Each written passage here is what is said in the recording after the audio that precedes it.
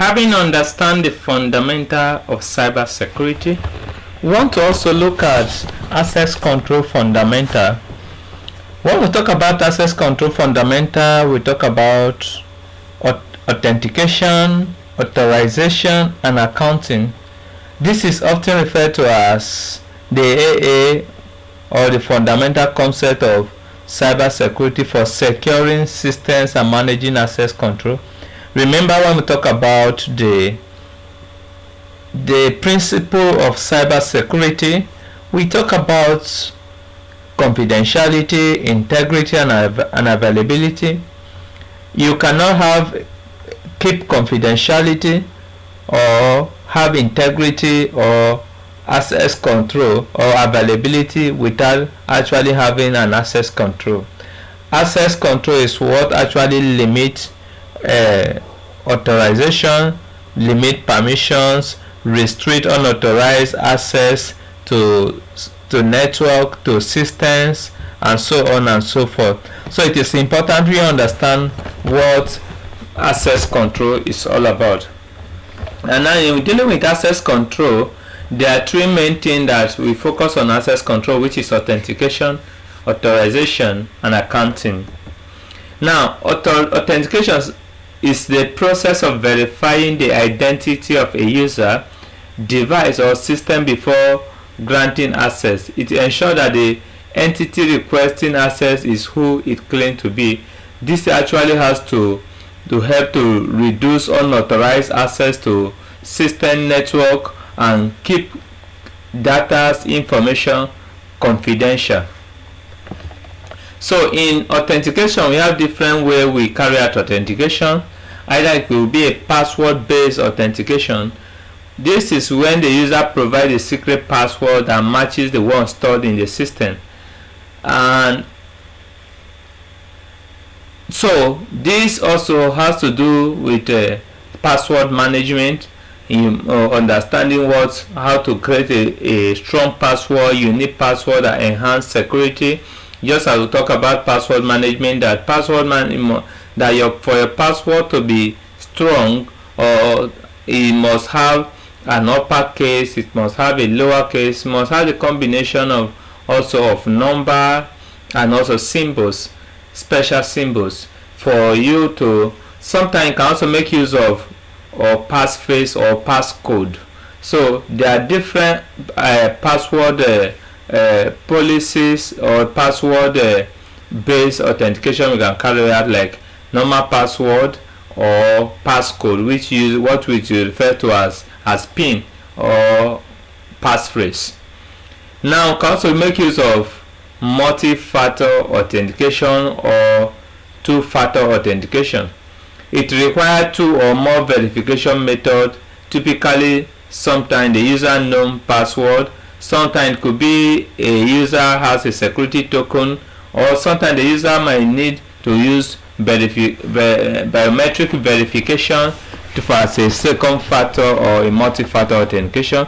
It could be also an OTP that has been sent to verify that yes, this is actually the user.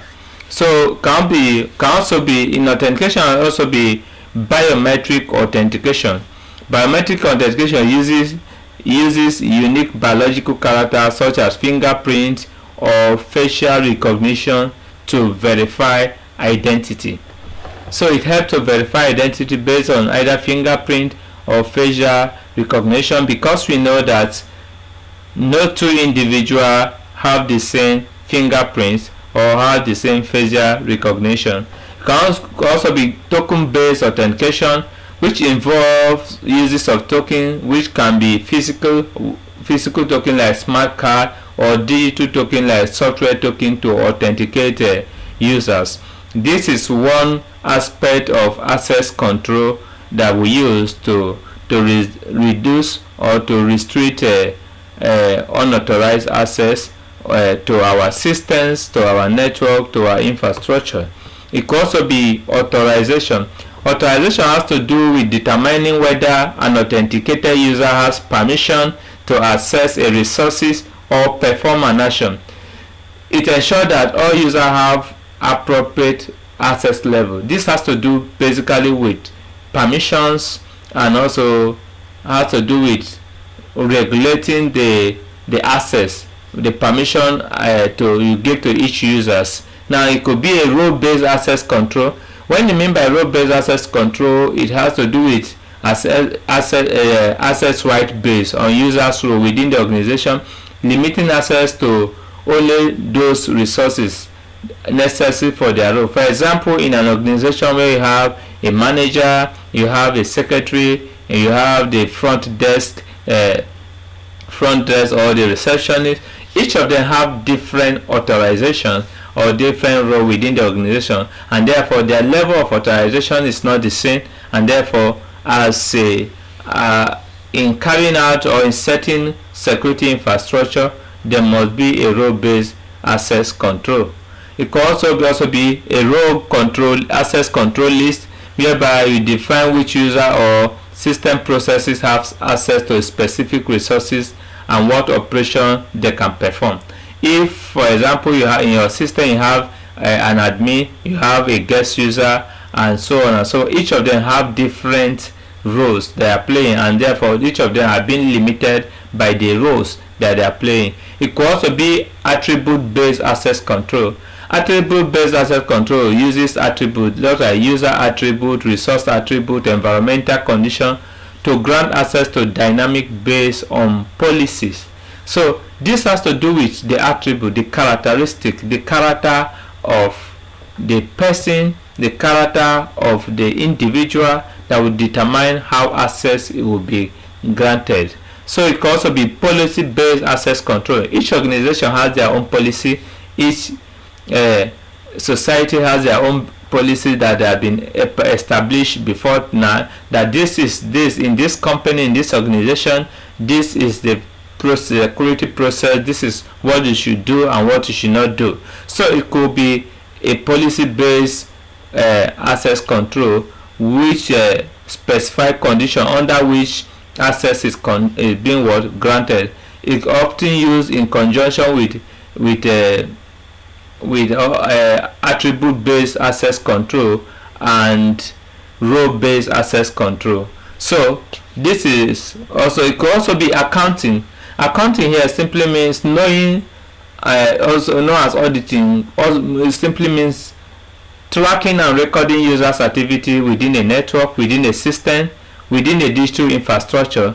This helps to monitor the usage, detect anomalies, and ensure compliance with security policy. It has to do with monitorings and evaluations. And under accounting, we have log management. This is where we collect and manage log that record users' activities, system event, and access attempt. Logs are essential for auditing and for forensic purposes and for forensic analysis. It could also be an audit tray. Audit tray has to do with detailed records of system activities, so which can be reviewed to ensure compliance with system policies and investigate incidents like when, who log into the system, to the network last, when did this particular person log in and log out, what an activity has been done and what activity has not been done. So it can also be usage monitoring, which continuously monitor system usage to detect unusual patterns or unauthorized activities that may indicate security breaches or threats within the network, within the system, within the infrastructure of an organization. Then has to do also with reporting, generating report from logs and audit rate to provide insight into users' activities, assess patterns, and also potential security issues or intent or threats. So these are the fundamental of access control or management that we ought to understand and we ought to know. And as we go on, we'll carry out all these things in a practical means to see how we can restrict access, grant access to many, and also restrict access to others. Having understand that, through access control, talk about threat modeling. Now, if you cannot remember, I told you about different type of threats that we have, that we are exposed to. Now, this threat modeling has to do with the proactive approach that we use or that we carry out or that we prepare to identify and address potential security threats before they can be exploited. It actually helps because it helps the organization to understand the attack surface, the identity, vulnerabilities, and implement effective security defense. It's just like a proactive defense approach that you put in place before an actual attack occurs, or before a threat actually becomes a reality.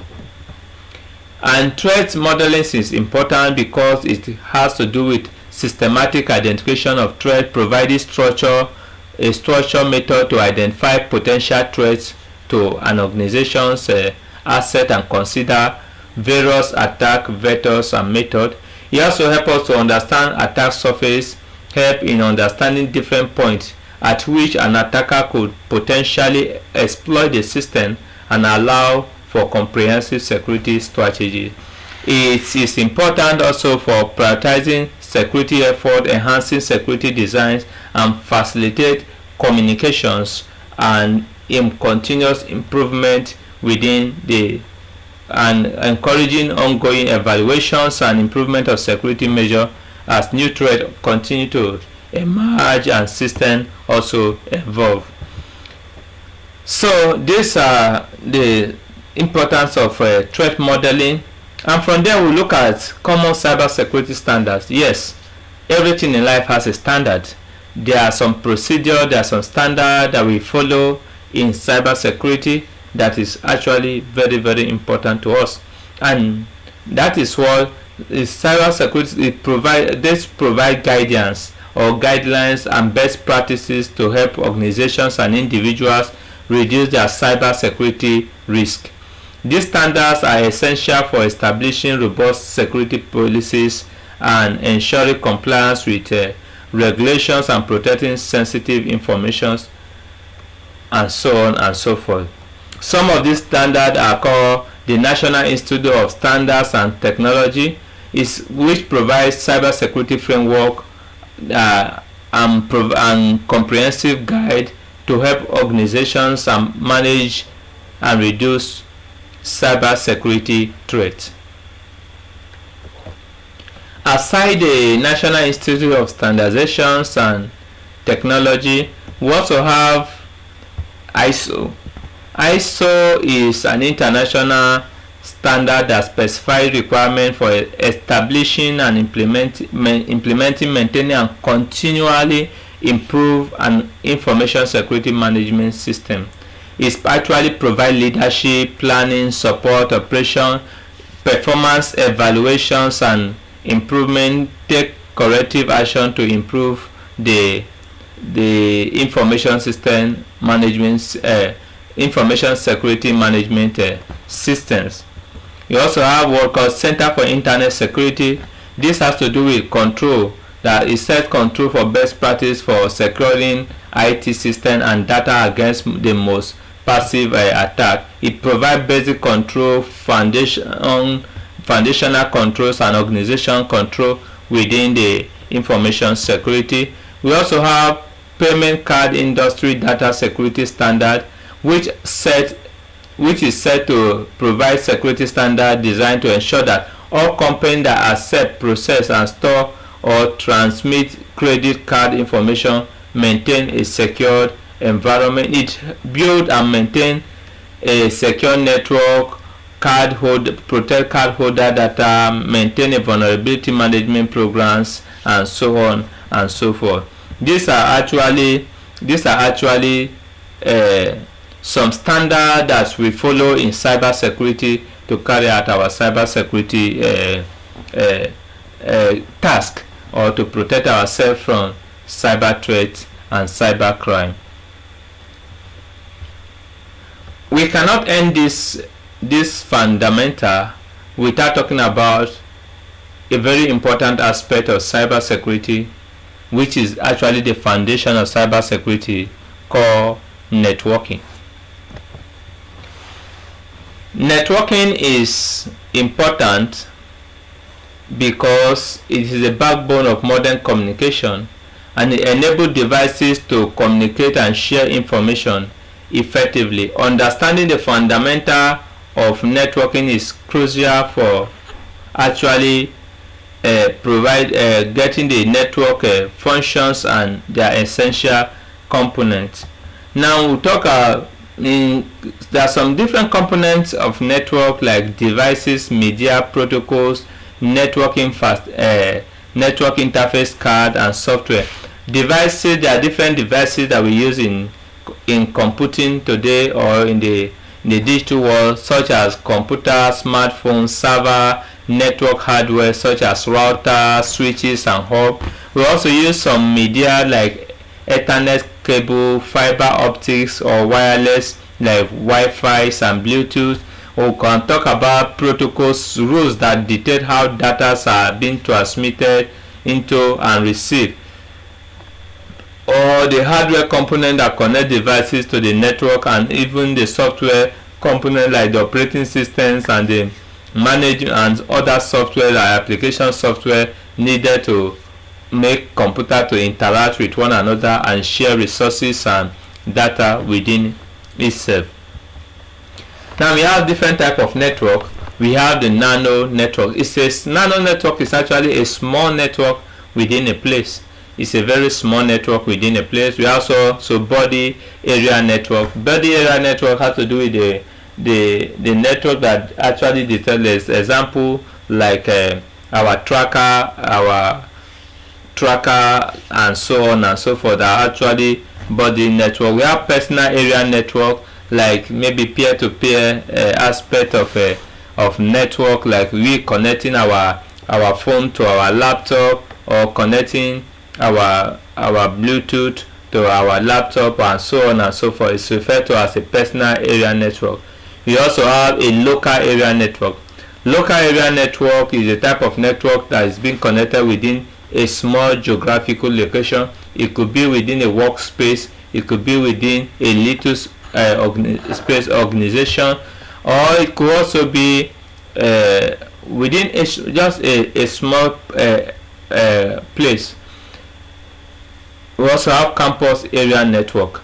Campus area network is a type of network that connects two or more local area network within a larger geographical environment, like campuses, universities, polytechnic, and bigger organizations. Then we have metropolitan area network. Is a network that connects a city. It's a network that can connect a metropolis or a larger aspect. So it's bringing two or more different local area network together to actually achieve that. We also have radio access network. Radio access network is a type of network that enable us to communicate with one another via the telephones and so on and so forth. Then we have the wide area network, which is connect a continent, connect countries, connect the world together, such as internet. So these are different type of network that we have. We also have network topology. Network topology is actually referred to how the arrangement of the network, how the network has been arranged during connection processes. Now we have a ring network. A ring network means that the whole network is being connected in a ring format. We also have the mesh network, just as you can see the diagram. You also have a star network. Fully connected network is when two or more network are being combined together. Or we have a line network, tree network, and bus network. These are different network topology that we have, and this is actually, that's why sometimes if you go to the remote area, you see that you have a specific network but you cannot have another one, because perhaps it could be based on how the network topology is, or the connection within a particular environment. So talking about networking, computer cannot actually communicate together, cannot actually understand one another if there is nothing like network address. Network address is actually crucial for identifying devices and ensuring accurate data delivery. We have various network address, which is referred to as the IP address, and then the MAC address. IP address is the internet, referred to as the internet protocols. Internet protocol, that it provides a unique IP, a unique number that each device is being recognized as. And we have different versions of IP. We have a version 4, IPv4, which is referred to that internet protocol version 4, and also we have version 6, which is referred to internet protocol version 6. These different versions are all very important, and each devices has their own unique IP address. And we also have, aside the different version IP address, we have static IP address and we have public IP address. Static IP address is that particular IP address that actually comes with your devices, but public IP address is the one that has been assigned to you by your internet service provider, your ISP. IP can also be classified or grouped as private or public IP address, or as static or dynamic IP address. So these are different IP address and different classifications that we'll see within the network. We also talk about MAC address. These are actually hardware unique number. Each hardware have a unique number, like your network adapters. They have a unique number that is used to actually reference to them, and they all play important role in helping systems, network devices connect together, interact with one another within the network. Now IPv4, as I was talking about IPv, now IP address and is important because, as I told you about, it's help actually to connect network to one another. There's another one called subnet mask. Subnet mask defines the network and the host portion of an IP address, telling us which one is actually the host IP address and which one is actually the network IP address. So these are different things that we need to understand in coming into the field of cyber security. Now, how does data is transferred, or how does data is being transmitted within the network? The process of moving data across a network involves several key concepts and techniques. Example like packet, switches, and routing. Packet are actually a small bit or a smaller unit of packet that is being transmitted on the network, a smaller unit. Now data is broken is a smaller unit, which is called what? Packet. So each packet contains a portion of data and control information, and this packet can be in bytes or in bits. It can actually be in bytes or in bits. And then switching method of directing packet to their destination. We have different switching methods: cycle switching, packet switching, and message switching. These are what actually tell the message. This actually tell the packet that is being transferred or it be in the process. Say this is this is where you should go, and this is where you should not. For example, if you are chatting with two different persons on WhatsApp now, or the message is going to two different persons, so it is as a help of the switch that actually tell the packet, say this is where you should go to and this is where you should not go to. Then routing is a process of selecting path in which the network is a process of selecting path in a network along which to send data packets. So data or network use router as algorithms and protocol to determine the best path it should actually take within the network. So there are some common data devices that we use, like we have routers actually connect multiple network and direct data traffic between them. We have data routing. Router can be used for routing, for segmentation, for IP address management, for connectivity, and even determine the quality of services being provided. Just as you see in the picture or in the diagram, this is actually router. It helps to to give connection to devices within a network. It can also be switch. Just as I told you before that we have a switch that is help us to actually connect devices together and ensure effective communications and data transfer. The importance of switch is that it's helpful in data forwarding, MAC address management, network segmentation, how to control the bandwidth and also the layers within the network. This is actually what the switch is used for. We also have hubs. Hub is just like a switch, but the difference between a hub and a switch is that hub actually broadcasts its messages. For example, if we are 10 that are connected to a network and we are using hub, if a message is being sent from the server, each and every one of us will receive that message at a time. But if you are using switches, it is actually going to the selected target. So the message is actually going to the designated target, not to everybody. So hub broadcasts why switch does not broadcast. So it actually, all of them are actually used for security. And also another thing that we use in networking is what called firewalls. Firewall provides just like protect a network by controlling what goes out and what comes in within the network. It provides different functions like traffic filtering, access control, threat prevention, network monitoring, and so on and so forth. We could have both hardware firewall and also a software firewall. So we have different firewalls, hardware or software, depending on the one that you are using and depending on the one you are conversant with, and also depend on the nature of the network that you want to actually put in place.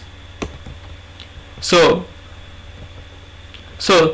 network security is also very, very important because it helps us to protect computer from intruders, whether targeted attackers or opportunistic malware. It actually have a good way to protect ourselves from non-repudiation, provide less privilege, defense in depth, and securities in design. So these are different things that we do in cybersecurity: regular patching, network segmentation, strong password, multi-factor authentication, encryptions, firewalls, and so on and so forth. So cybersecurity is very important, and it is good that we understand all this. Thank you. This as you pay attention to this little fundamental of cybersecurity, stay tuned as we continue in different areas of cybersecurity, starting from bash scripting, Linux, and so on and so forth. I assure you that at the end of this class, at the end of this training, that you become good in cybersecurity, learning all the tricks, the strategies, and the techniques to become an expert in cybersecurity. Thank you very much, and see you in the next class or videos.